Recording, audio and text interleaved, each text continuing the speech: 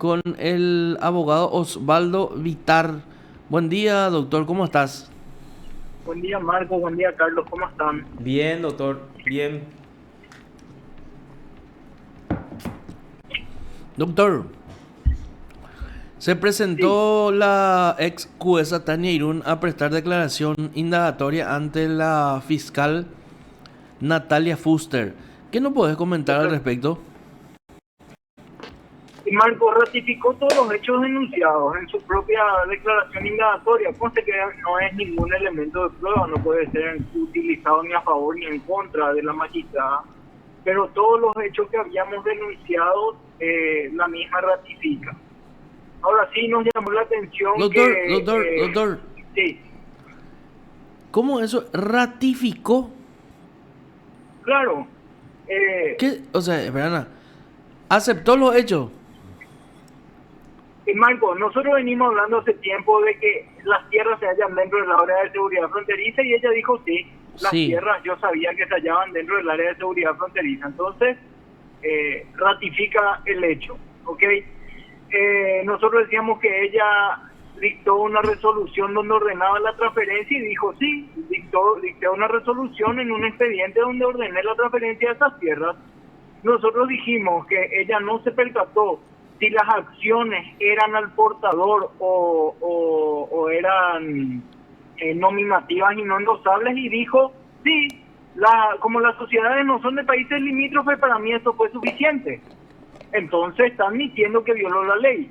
¿Por qué admite que violó la ley, Marco? La ley es bien clara que dice que cualquier tipo de sociedades, no importa si es una sociedad nacional de país limítrofe o extranjeros de Europa, Asia, y en el caso que nos ocupa de Chipre y de Islas Vírgenes, tienen que tener las acciones nominativas y no endosables si quieren ser propietarias de tierras que se encuentran dentro del área de seguridad fronteriza. Mm. Entonces, no hay más nada que hacer. Ratifica los hechos denunciados en su propia declaración indagatoria. Doctor, ¿y cómo ella sabe que no son de países limítrofes? Ella tuvo entonces a la vista las acciones. No, eso es lo grosero y lo negligente de su trabajo lo que le llevó a la destitución. La misma dice, como tuve a la vista el acta de constitución de estas sociedades, donde no habían personas de países limítrofes, o sea, eran coreanos, estadounidenses, panameños, etcétera, etcétera, yo presumo de que hoy a la fecha no existen accionistas de países limítrofes. Pero eso pues es lo que prevé la ley en su artículo 4.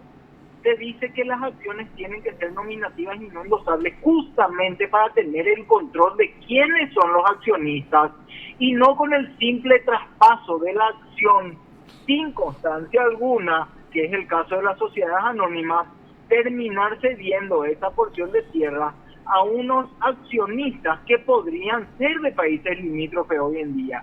Ella no tiene constancia de eso y ratificó en su declaración indagatoria que no existe constancia de quiénes son los accionistas. Ahora, y ella lo que tenía que tener es la certeza a través de pedidos de informes, disponiendo esa medida de mejor proveer, confirmar y tener entonces documentado. El ruido que escuchás de Marco está tomando su jugo, doctor. Está desayunando acá, entonces es lo que se escucha. Bueno, entonces ella Bueno, tenía que, te digo, Juan Carlos, ella tenía la obligación legal de el, solicitar el eso. juez tiene la obligación de Mm, resguardar la norma legal mm, vigente, o sea, tiene la obligación de cumplir la ley. A sí. ella se le advirtió de que esas porciones de tierra se encontraban dentro del área de seguridad fronteriza. Entonces, yo soy juez, yo le hubiese dicho a los representantes de los accionantes de las firmas que demandaron, señores, yo creo 200% que ustedes tienen razón en esta demanda, pero acá tengo un obstáculo legal. Preséntenme la nómina de sus accionistas y el estado de sus acciones para que yo me vea libre de cumplir la ley de seguridad fronteriza y de cumplir lo que yo creo como jueza en el marco de este juicio. Ella tiene la doble función la función de magistrada y la función, en este caso, de notaria pública, porque ella era la encargada de ordenar la transferencia o no de esos inmuebles. Entonces, ella tenía que precautelar la ley 2532 cuando estaba en pleno conocimiento de que existían porciones de tierras que se encontraban dentro del área de seguridad fronteriza. ¿Cómo lo haría cualquier escribano? Ergo, si no precautelas esta norma, todos los actos son nulos, dice la misma ley, no lo digo yo. Y los funcionarios, jueces, escribanos o cualquier otro funcionario, dice la ley, no lo digo yo, será pasible de una sanción. O sea, esto está todo en el artículo 8, lo que te acabo de decir, de la ley 2532. Y esto ella no precauteló. Tuvo conocimiento, ratificó que tenía conocimiento, ratificó que no precauteló la norma y de que no extremó los recursos para poder transferir u ordenar la transferencia de esos inmuebles. Doctor, pero ella es juez civil. Y ella dice, yo soy juez civil. Y las partes lo que tienen que probar, dice. Pero entonces la ley es letra muerta. Yo te iba a llevar al extremo de su declaración. Sí. Porque vos sabés que como medida de mejor proveer, ella, para poder quitarse todas las dudas, puede ordenar a las partes el diligenciamiento de X prueba. En este caso, para quitarse la duda, pudo haber ordenado a los abogados de las firmas accionantes que agreguen esta diligencia o estas constancias. No lo hizo. Entonces, se lleva al extremo. Las partes no probaron. La ley 2532 en su artículo 8 es letra muerta cuando dice que los funcionarios, jueces y escribanos están obligados al cumplimiento de esa norma y que son pasibles de una sanción y que los actos que contrarían la norma son nulos. Eso dice el artículo 8 de la ley que se encuentra vigente. Eso es letra muerta. No, Eso es lo que yo le pregunto a la jueza. por eso, ella pudo no ser jueza, pudo haber sido escribana. Sin embargo, la ley dice que el escribano también es responsable y que su acto es nulo. O sea, la transferencia es nula, te dice el artículo 8. Bueno, ¿y qué pasa ahora con respecto a ella? Entonces, ella ya hizo dentro de la investigación, ya ejerció su defensa y bueno, se esperan otros informes en el Ministerio Público o la fiscal espera otros informes con respecto a la conformación de la sociedad, ¿verdad? Y las acciones. Es inconducente, Carlos, la diligencia que propone la fiscal, porque la misma jueza ya está admitiendo que en el expediente no había constancia de quiénes son los accionistas, entonces ya está consumado el hecho punible, tenés todos los elementos, tenés la resolución, tenés las violaciones de la norma, tenés el perjuicio a una de las partes, y más que a una de las partes tenés el perjuicio al propio Estado paraguayo, en la violación de la soberanía nacional. Entonces, ¿para qué la fiscal está esperando a ver hoy en día, quiénes son los accionistas de esas sociedades? Si el hecho punible se cometió en el 2018, en noviembre del 2018 se cometió el hecho punible, no en enero del 2022. Bueno, entonces desde tu punto de vista ya se tienen todos los elementos, entonces para la imputación de la ex jueza.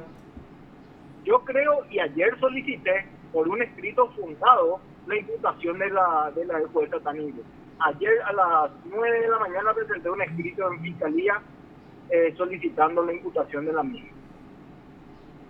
Bueno, correctísimo. Bueno, y ustedes no sé si es presentar una nueva denuncia o fue la ampliación de esta contra los camaristas que confirmaron la resolución, porque acá hay que hacerle entender a la gente que nos escucha y que nos ve que la decisión de la doctora Tania Irún fue confirmada por una Cámara de Apelaciones integrada por dos magistradas, Antonia López y Estela Maris Zárate, y el camarista Miguel Ángel Ruiz Díaz, Miguel Ángel Rodas, perdón. Entonces, ¿cómo está eso, verdad? ¿Cómo está eso? ¿Se le dio trámite a esa denuncia? Nosotros, mira, esto es bastante curioso y no quisimos tampoco dilatar mucho, entonces, bueno, te cuento, nosotros ampliamos la denuncia en la unidad penal de la doctora Fuster. Fuster, lo de la doctora Fuster, y la misma consideró de que esa ampliación de denuncia no le correspondía estudiar a ella, sino que consideró que debía designarse una nueva unidad penal. Ujú. Entonces ella remite nuestra ampliación de denuncia, desglosa de su carpeta fiscal y por resolución remite a la adjunta.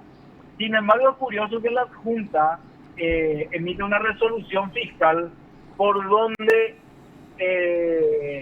nos tiene por no presentada la denuncia, por haber sido presentada como una ampliación cuando debimos haber presentado por mesa de entrada del Ministerio Público.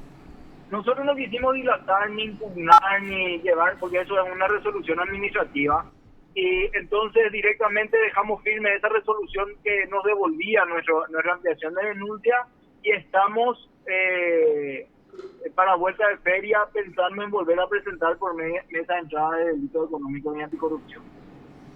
Una nueva denuncia. Una nueva denuncia que en su momento fue presentada, pero fue desglosada en la carpeta fiscal por resolución de la Junta. Entonces Espera, vamos a volver doctor, Sí. ¿vos sabés qué causa gracia algunas actuaciones del Ministerio Público? Porque la denuncia es instar nomás. Ponerle Exacto. a su conocimiento de que ocurrió un hecho. Imagínate si yo me voy y digo, hoy me robaron acá en la Sí. esquina de PDS. Mañana me vuelven a robar, yo me voy. No, yo no te puedo tomar esta denuncia del nuevo robo porque tenés que esperar un poco. O sea, lo que uno se va y presenta al Ministerio Público es una instancia La nomás. noticia crimen. La noticia crimen nomás, claro. Exacto. Y Ellos además, son los encargados de la investigación. Pero además, bueno, el es lo que hecho. hay. Pero ¿qué es lo que bárbaro. argumentó? ¿Qué es lo que argumentó? Qué Porque- notable es. Y lo que argumentó es lo que te dije, don Carlos, que nosotros debimos de presentar esa denuncia como formato de denuncia nueva Por mesa de esa entrada, del claro, Ministerio o sea, Público. No Marco, como Marco ampliación de forma parte denuncia. contigo del estudio jurídico. No. Ojalá.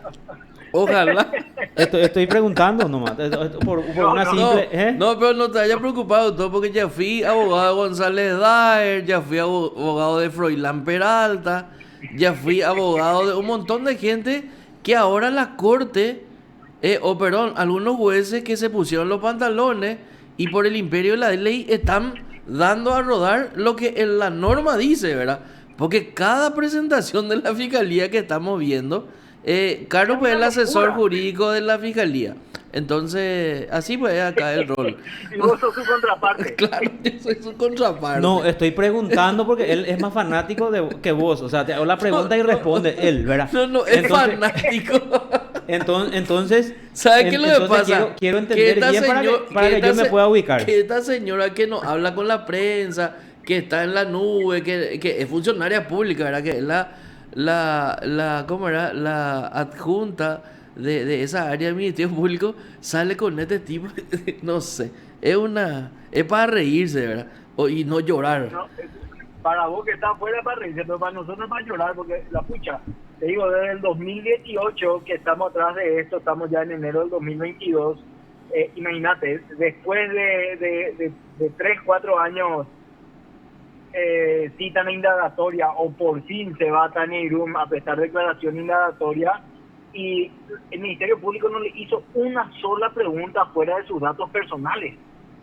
O sea, recordarás de que ella volvió maratónicamente de su permiso de maternidad para firmar la resolución, y fue uno de los fundamentos de los 2 ministros de Corte para votar por la destitución de Tania Irum, de que ella no estaba competente al momento de la firma de esa resolución, dijeron los ministros de la Corte.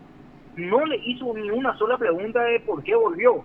No le hizo pregunta de cómo emitió la resolución tan rápido. No le hizo pregunta sobre por qué no esperó que se le notifique que ella podía reintegrarse en sus funciones.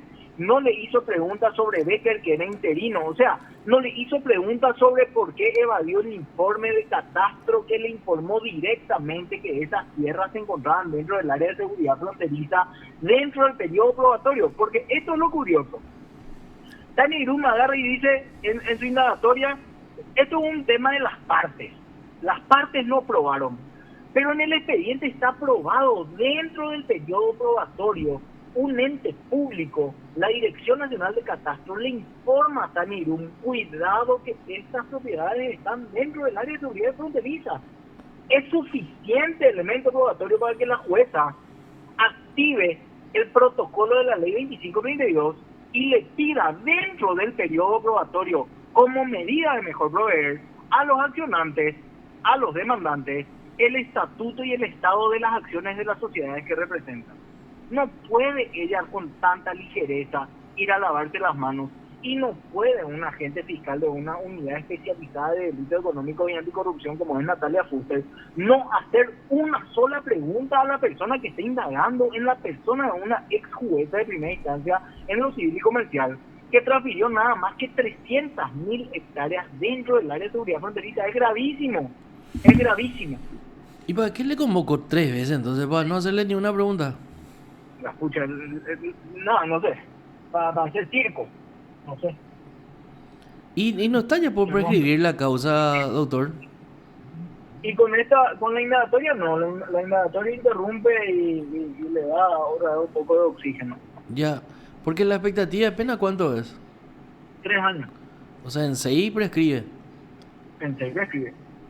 Bueno, y a ver, siguiendo con el caso, tenemos entonces una decisión de primera instancia que fue confirmada en segunda instancia. Y el caso, ¿cómo sigue? El caso central, el caso principal del que deriva toda esta situación, la destitución de la jueza, la investigación en el ámbito penal. Pero el caso principal, ¿en qué instancia se encuentra? ¿Dónde se encuentra? Y estamos en corte donde se presentó una acción de inconstitucionalidad. En esa acción de inconstitucionalidad hubieron misiones dentro de la sala constitucional donde finalmente quedó integrada con Antonio Fretes, César Diesel y César Garay. Se recusó al doctor Pavón, que es el actuario del doctor Fretes, y se inhibió el mismo. Se recusó por encontrarse, tuvimos conocimiento de que el mismo estaba operando en contra de la admisión de la acción de la inconstitucionalidad y fue el motivo de la recusación, y él se inhibe de entender en esa causa.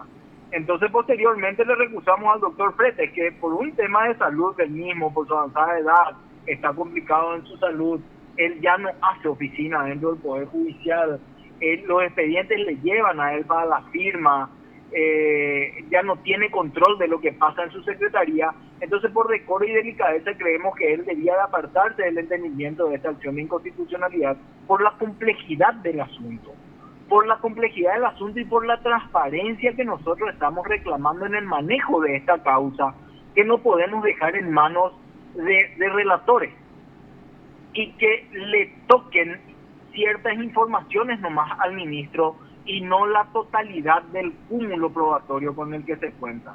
Entonces, lo raro es que hasta hoy esa recusación no se movió, no remitieron al único integrante que queda de la sala constitucional, que es el nuevo ministro, el doctor Ríos, que por decanto tiene que ser el que entienda en la recusación. O sea, la sala constitucional debe de reintegrarse al efecto del estudio de la recusación.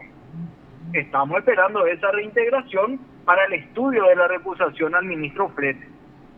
Y estamos trancados ahí. Y a ver, ¿y la recusación es de cuándo? La recusación fue de diciembre del año pasado. A ver, para hacer un resumen entonces, ustedes presentaron una acción de inconstitucionalidad contra las resoluciones de primera y de segunda. Así mismo. Fue a la sala constitucional, que quedó integrada entonces por los ministros César Diesel, Antonio Fretes y César Garay. Exacto. Primeramente fue recusado el secretario de la sala constitucional, la sala constitucional, el doctor Julio Pavón, que se inhibió entonces, que se apartó de la causa. A consecuencia de eso, ustedes presentaron una recusación contra el ministro Fretes. Exacto. Y hasta ahora entonces no se resuelve la recusación del doctor Fretes. Exacto. Y tampoco están enterados de que se haya integrado la sala constitucional para que estudie la recusación de Fretes. De hecho, que tienen que notificarnos la integración de la sala antes. Sí, eso es lo que se presume. Lo que se presume. Así mismo. Es lo que se presume. Bueno, para ver si aceptan o no la competencia del ministro también que interviene, ¿verdad? Nosotros lo que reiteramos en este caso, Carlos y Marco, es lo siguiente. Tenés el voto de dos ministros que representaban a la Corte Suprema de Justicia dentro del jurado de enjuiciamiento de magistrados, como son el doctor Manuel de Jesús Ramírez Candia y el doctor Luis María Benítez Riera. Ambos votaron para la destitución de Tania Irún por encontrar graves irregularidades en el ejercicio de sus funciones y manifestaron de que la misma no se encontraba competente para el ejercicio de sus funciones al momento del dictamiento de esta resolución, porque ella no había sido notificada de que podía reintegrarse a su juzgado. Entonces, por lógica, ¿cómo la Sala Constitucional no admitiría una acción para el estudio y transparencia para devolver la credibilidad al Poder Judicial y por una cuestión de Estado de Derecho el estudio de esta acción de inconstitucionalidad, cuando tenés el voto de dos ministros que te dicen que el actuar de la jueza ya fue negligente? Dos ministros que integraron el jurado para votar por la remoción de la doctora Irún. De Tania Irún. Sí. No, para aclarar nomás. Para aclarar. Sí, son dos ministros.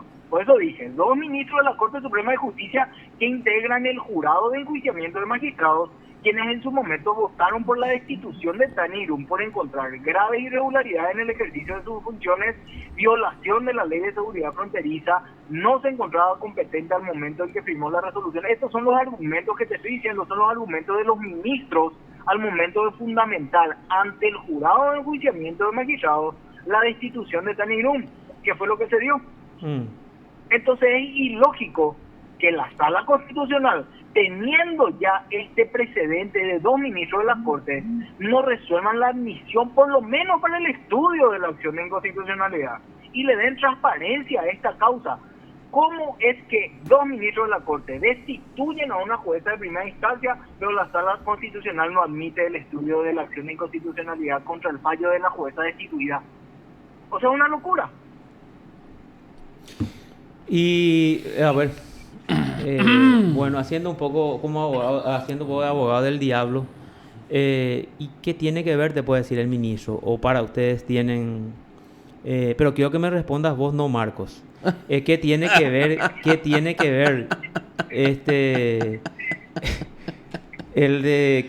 ver la postura de Benítez Riera y de Ramírez Candia en el jurado?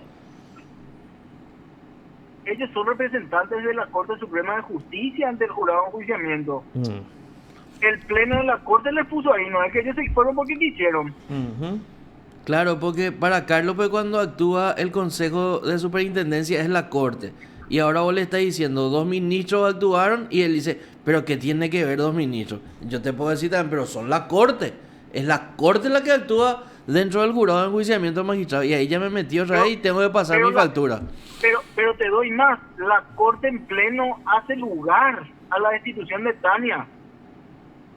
Tania presenta un pedido de reconsideración en pleno y por unanimidad la Corte le rechaza la reconsideración. O sea, los 9 ministros finalmente votaron por la destitución, porque si los otros 7 no estaban de acuerdo con la destitución de Tania Irún, por lo menos no iban a hacer efectivo el tratamiento de la destitución que remitía al jurado de enjuiciamiento, porque el jurado de enjuiciamiento dicta la resolución de destitución, comunica a la Corte Suprema de Justicia y es la Corte quien tiene que ejecutar esa resolución. Mientras la Corte no estudie en pleno, en sesión plenaria, la destitución, el magistrado puede seguir en sus funciones.